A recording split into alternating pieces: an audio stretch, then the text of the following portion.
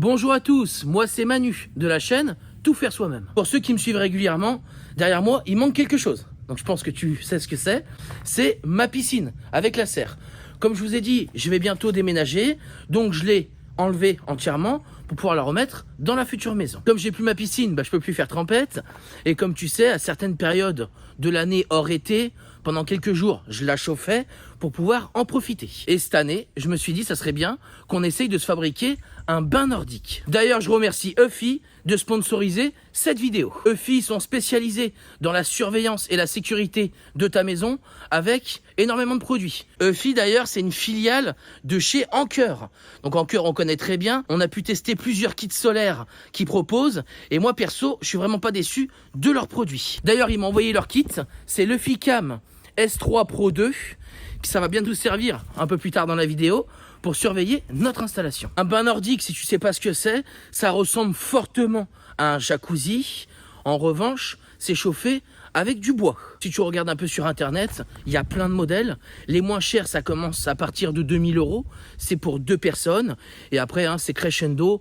Ça va jusqu'à 5, 6, 7000 pour 5 à 6 personnes. Si ça te dit, on essaye d'en fabriquer un, au moins cher, avec moins de 100 €. Et l'idée, c'est qu'il sera pour 2 personnes. Si ça fonctionne bien, pourquoi pas faire une deuxième version beaucoup plus grande. Je te montre d'un peu plus près ce que j'ai acheté pour notre bain nordique. J'ai acheté une baignoire balnéo. Je t'expliquerai après pourquoi j'ai pris une balnéo. Et j'ai récupéré aussi un radiateur en fonte. La baignoire et le radiateur, je les ai achetés d'occasion, tu t'en doutes. Et c'est des produits, t'en as à plus en pouvoir et à des prix très peu chers. Parce que c'est des choses qui sont soit encombrants, qui prennent de la place que les gens veulent se débarrasser, ou comme le radiateur très lourd et qui est contraignant à emmener soit à la ferraille ou à la déchetterie. Les baignoires balnéo, et l'avantage qu'elles avaient, c'est qu'elles ont tout un système qui est déjà intégré à l'intérieur. Elles ont un moteur qui fait office de blower, qui peut envoyer de l'air. Donc ça peut te faire des remous à l'intérieur, comme dans un jacuzzi, même si c'est pas l'essence même du bain nordique. Les 3/4 des modèles, en option additionnelle, ils te proposent le blower. Et le deuxième point sympa, je sais pas si on s'en servira, c'est tous les jets supplémentaires que tu as à l'intérieur. Pour le radiateur en fonte, je me suis dit on va tester une nouvelle méthode. Dans les bains nordiques, ils ont des poêles qui sont soit intégrés dans le volume d'eau, donc c'est des poêles qui sont étanches. Donc au niveau du prix, on explose le budget. Ou alors ils ont un poêle qui est déporté, il y a une pompe qui fait le va-et-vient. Mais pour faire une version low cost, je me suis dit le radiateur en fonte, c'est ce qui est à mon avis le plus adapté. Niveau budget, j'ai dépensé 60 € et il faut rajouter un dernier élément, c'est une pompe. J'ai des pompes de piscine, des petites pompes de piscine Intex. Donc ça c'est un petit modèle en 1,5 m3. Je sais pas si ça suffira pour envoyer l'eau dans le radiateur et la ressortir. Donc je me dis peut-être partir sur un plus gros modèle comme celle-ci. Celle-là, c'est des 1 m3. Tu les trouves aux alentours de 10 €. Donc ça nous fera à peu près 70 € de dépenses. Et les 29 € restants, ça va être pour la déco, pour l'habillage bois si on veut, pour la baignoire, et pour les raccords qu'il faudra pour installer notre bain nordique. Pour la déco, j'avais pris des petits rouleaux de gazon. Moi, j'en avais en stock. J'en ai mis 3. Là, on va placer la balnéo. Je mettrai les restes plus tard. Au niveau du système électrique, moi, je pense qu'on va garder que le blower, qui va nous permettre de faire le réseau de bulles. Le reste, on va tout condamner. Là, les réseaux de jets, on va les laisser tels quels, mais on va pas les utiliser. Là, regarde, des jets, tu vois, il y en a de partout. Donc ça, à mon avis, on va pas le réalimenter. Pour le bloc d'alimentation générale, qui gère tout, c'est pareil, on l'enlèvera. On se fait un petit nettoyage de la baignoire, on aspire tout. Un petit coup de cutter pour enlever tout le silicone qui traînait. Un coup de jet, un coup d'éponge, et on est bon. Donc là, on va se raccorder l'évacuation. On va se brancher sur la pompe directement. On va mettre déjà la pompe. On va récupérer l'eau et on va la renvoyer au-dessus. Pour voir déjà, quand on la met en route, comment ça fonctionne. Au niveau de l'évac, on est en 40. Donc là, tu me dévisses, tu prends un morceau en 40, tu mets le joint à l'intérieur. Et c'est le joint qui va, une fois serré avec la petite bague blanche, qui va faire l'étanchéité. Après, il va falloir qu'on parte en 32. Donc j'ai pris un raccord et un manchon qui va du 40 au 32. Donc là, tu me colles tout à la colle PVC. Tu me colles bien à l'intérieur des deux pièces. Normalement, on est censé mettre un petit coup de ponçage. Tu le mets, en général, c'est mieux. On réduit en 32 parce qu'en fait, la pompe, elle est en 32. Donc là, tu vois, la pompe, elle a une entrée et une sortie en 32. Donc tu vois, on utilise le tuyau en 32. Le tuyau en 32 sur l'entrée, il va se rentrer en force. Et de l'autre côté, sur la sortie, on va prendre un manchon en 32 et un bouchon de manchon en 32. Le manchon, tu me le rentres en force à l'intérieur, pas besoin de le coller. Et après, tu vas me coller le bouchon à la colle PVC. Et nous, en fait, on va se servir du filetage qu'il y a dans le bouchon. Le filetage, du bouchon, il est en 20-27. Donc on va utiliser des raccords 20-27 mal, tu vois, comme ça. Et on va le visser à l'intérieur. Donc là, tu me mets du téflon pour que ça soit bien étanche hein, et qu'il n'y ait pas de fuite. Une fois que c'est fait, on va mettre des raccords de jardin, comme ça. Ils sont en 20-27, il y a déjà un joint dedans. Pour le radiateur, c'est pareil, hein, c'est des sorties en 20-27 femelles. Et là, au fond, on a le vis de purge. On va utiliser les mêmes raccords, hein, des raccords en 20-27. Normalement, sur les radiateurs, ça se fait à la filasse, tu vois, avec le petit paquet que je t'ai montré à droite. Mais nous, on va y faire au téflon s'il faut y démonter. Tu fais ça des deux côtés et tu mets les mêmes raccords en 20-27 tout près. Là, on vient brancher la pompe. Hein. Là, je le raccorde directement, hein, je le rentre en force sur l'évacuation. Après, on mettra un collier de serrage. On va préparer l'emplacement du radiateur. Donc là, je mets des moellons pour faire le foyer. Et on va basculer le radiateur par-dessus. Et on va le placer avec l'entrée et la sortie bien sur le côté. Tu vois, on les voit ici. On va pouvoir raccorder notre réseau. Donc là, tu prends un tuyau d'arrosage avec des raccords rapides de jardin. Tu vois, ça se visse sur le tuyau. Et là, on vient y clipper d'un côté. De l'autre, on met le même raccord. Hein. On vient le serrer et on le clip d'un côté sur le radiateur. Tu mets un deuxième tuyau pour faire le retour vers la baignoire. Là, on a bien le circuit entier. Il faut purger pour que ça se remplisse d'eau. Tu vois, on va entendre, il y a de l'eau qui va sortir. Et dès qu'elle est en eau, on est bon. Là, tu vois, ça y est. Là, on est en eau. Là, on va brancher la pompe. Hop. J'ai bien fait de pas coller, tu vois, parce qu'elle marche pas. Donc, j'ai sorti la grosse. Et on va mettre la grosse à la place. Autour du radiateur. Voilà comment j'ai fait. Sous le robinet, j'ai démonté la pièce en métal qu'il y avait. Hein. J'ai mis un raccord rapide de jardin. Le même qu'on a hein, là-dessus, hein, qui se visse. Hein. C'est du 20-27. Sur le robinet, c'est du 20-27. Et j'ai clippé mon tuyau. Comme ça, j'aurai le retour sur le robinet. Le circuit fonctionne bien. Ce qu'on va faire, c'est qu'on va tout de suite faire la mise en route pour commencer à chauffer l'eau. On va faire des relevés de température, etc. Hein, pour avoir le temps de chauffe. Il n'y avait pas de vis de purge quand j'ai acheté le radiateur. J'avais pas vérifié. Donc je t'ai fabriqué un petit système. Hein. Donc là, c'est bon, le radiateur, il est plein. Et là, voilà le débit d'eau qu'on a. Je démonte le petit filtre qu'il y a sur le robinet. Regarde, tu vois, il est tout encrassé, ça bloque un peu l'eau. Là, on est pas mal, on va contrôler quand même qu'il n'y ait aucune fuite sur notre réseau. Et après, pour la déco, bah ça, c'est chacun son goût. Là, tu as un capot qui vient devant et qui vient fermer sur les côtés. Donc après, tout dépend comment tu la places toi, ta baignoire. Et moi, je m'étais dit, devant, on pourrait placer cette face en face de nous. Hein. Et là, on fait un joli habillage bois des deux côtés. Et la partie coque, on la laisse au fond où on la voit pas. On est en haut jusqu'en haut, on va tout contrôler réseau des jets, il n'y a aucune fuite, donc c'est déjà bon signe. Impeccable, au niveau de l'arrivée d'eau, on est bon. Sur le tuyau des vagues, j'ai une mini goutte, mais j'ai pas mis le collier de serrage, donc c'est normal. La pompe, c'est bien. Le radiateur, on est bon. Au niveau de la vis de purge, j'ai une mini fuite, mais c'est pas énorme. Dans les pompes, tu as des cartouches hein, pour filtrer. Alors après, tout dépend comment toi tu veux t'organiser. Là, on va dire qu'on a à peu près 150 litres d'eau. Soit c'est de l'eau que tu réutilises une fois que tu as fini de te baigner, tu arroses ton jardin avec.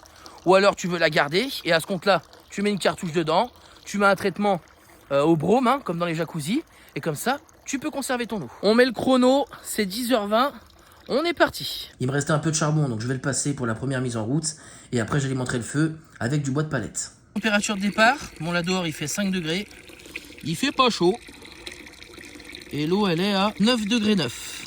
On va se déballer notre kit Ficam S3 Pro, on a deux caméras sans fil et elles ont toutes les deux un panneau solaire intégré dessus. Ça c'est la base qui va recevoir toutes tes données et qui va tout enregistrer. On peut mettre un disque dur d'un teraoctet, les fixations pour les caméras et on a les notices. Les caméras d'ailleurs c'est des 4K. Là on a un panneau solaire déporté. Si ta caméra elles peuvent pas capter le soleil qu'elles sont sous un toit. On a tout l'ensemble, on va pouvoir aller tester tout ça. On va aller l'installer en haut de la cabane. Et là les images que je te mets ici, eh ben, c'est filmé par la caméra. Là comme ça on peut surveiller notre création, hein, voir qu'il n'y a aucun souci. Je suis pas obligé de rester à côté. L'application elle est très facile à prendre en main. Une fois que tu es connecté sur ton appli, hein, faut bien activer les notifs si tu reçois les notifs de l'application. Là c'est important comme c'est un système de surveillance. Tu vas sur l'onglet, tu sélectionnes les caméras que tu vas appareiller. Et là on va te demander d'aller sur la zone où tu veux mettre ta caméra avec ton téléphone pour avoir la réception du signal. Une fois qu'il te dit que le signal est bon, là après tu peux faire OK et tu vas pouvoir visser tes supports et installer tes caméras. Au niveau de la détection de présence, c'est ultra réactif. Moi quand je rentre dans l'atelier, hein, on me dit bon bah Manu détecté. Et si c'est pas moi, ma femme elle est rentrée dans l'atelier et elle est marqué directement intrus détecté. Tu rentres tous les membres de ta famille, bien évidemment. La caméra elle est équipée d'un micro où donc elle enregistre ce qui se passe, mais elle a aussi la conversation bidirectionnelle. Donc tu peux enregistrer, mais tu peux aussi parler dans ta caméra. Là j'ai demandé à ma femme de faire un test.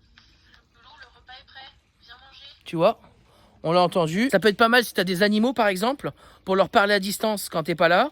Et après, bien évidemment, ça sert aussi à parler s'il y a un intrus rentre chez toi, pour le mettre en fuite. Écoute, hein, ce kit de chez Eufy, hein, le Eufy Cam S3 Pro, il tient bien sa promesse. Comme je t'avais dit, on va supprimer le boîtier général d'alimentation, on va récupérer la prise, comme ça on va pouvoir raccorder l'alimentation du blower.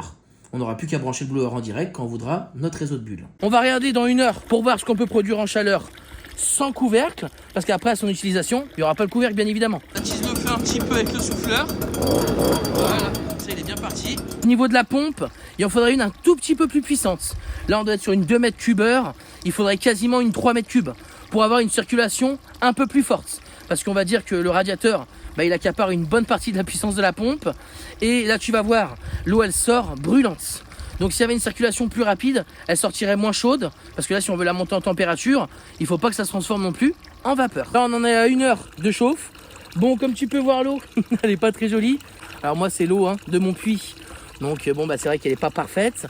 Et j'avais nettoyé le radiateur, mais le fait de le faire chauffer très fort, je pense que toutes les saletés qu'il y a à l'intérieur se décollent et finissent par tomber dans la baignoire. On a commencé, on était à 9. Et là on est déjà à 18 degrés. Là, l'eau qui rentre dans le radiateur, elle rentre à 18 degrés. Donc là, ça va aller encore beaucoup plus vite. On est aux 2 heures de temps, on va faire le relevé. Allez, on va faire le relevé. Regarde-moi comme c'est beau pour aller se baigner. Allez, on va la filtrer après, t'inquiète pas. On est à 35 et là, on sort à 43. 43,5. Je pense qu'il faudrait partir, comme je disais tout à l'heure, sur une pompe un tout petit peu plus puissante, au moins 3 mètres cubes heure, pour pouvoir laisser la cartouche et que ça fonctionne. Parce que la cartouche, elle réduit la puissance de la pompe. On aura mis, on va dire, l'équivalent de 2 heures pour arriver à bonne température, sans protection sur le bain nordique, donc sans couverture pour fermer, pour garder la chaleur. Et en plus de ça, on a le robinet qui est sorti. La chaleur, elle monte. Donc en général, quand tu redistribues l'eau, il est mieux de la redistribuer au plus bas possible pour que la chaleur remonte. Mais moi, je trouvais sympa le robinet qui coule sans fin. On va se remettre le capot pour la finition et on va découper le passage de tous les tuyaux. Ces petites pompes, ça consomme quasiment rien du tout. 20 watts. Donc franchement, tu peux la laisser tourner. C'est pas ça qui va te faire une grosse dépense énergétique. J'ai nettoyé la cartouche qui était dégueulasse. J'avais mis un peu de traitement, mais impossible de la faire revenir bien claire. J'ai vidé la baignoire en passant par le radiateur pour bien que ça finisse de nettoyer. J'ai mis le tuyau dans mon jardin, comme ça a arrosé le jardin.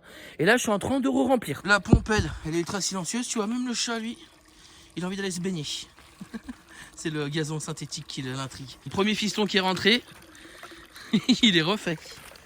Tu vas aller te baigner avec grand frère? Ouais? Ouais, tu vas aller... Ah, pas tout de suite, pas tout de suite. On attend grand frère. Lui, il est parti. À mon avis, le radiateur, il était bien sale. Parce que là, l'eau, elle est bien fluide.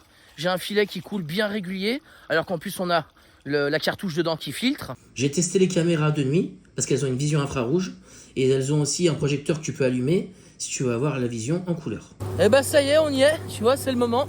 On a de l'eau bien chaude, La couleur de l'eau est encore pas excellente, mais ça vient du radiateur. J'y ai pensé qu'après, mais en fait j'aurais dû désembouer le radiateur. Ça faisait à mon avis au moins 10-20 ans qu'il était posé dans une baraque, ils l'ont déposé. C'est mieux d'avoir un radiateur désemboué si tu veux faire système, mais j'ai trouvé mon erreur, parce que ça me chagrinait un peu, et je vais t'expliquer. Je suis relancé un petit cycle, l'eau elle est impeccable, et en fait j'ai bougé ma pompe de place, et c'était ça le problème. Le problème c'est que la pompe, elle était plus haute que l'évacuation, donc en fait tu vois l'entrée qui est ici, elle était bien plus haute que l'évacuation, donc des fois ça me faisait des trous d'air. Il y avait des trous d'air, du coup ça faisait des manques d'eau dans le radiateur, ça chauffait très fort, on entendait qu'il claquait le radiateur, et après l'eau elle repartait d'un seul coup. À l'intérieur de la tuyauterie, ça devait désagréger la boue ou les petits résidus qui restaient, et ça m'envoyait tout dans la baignoire.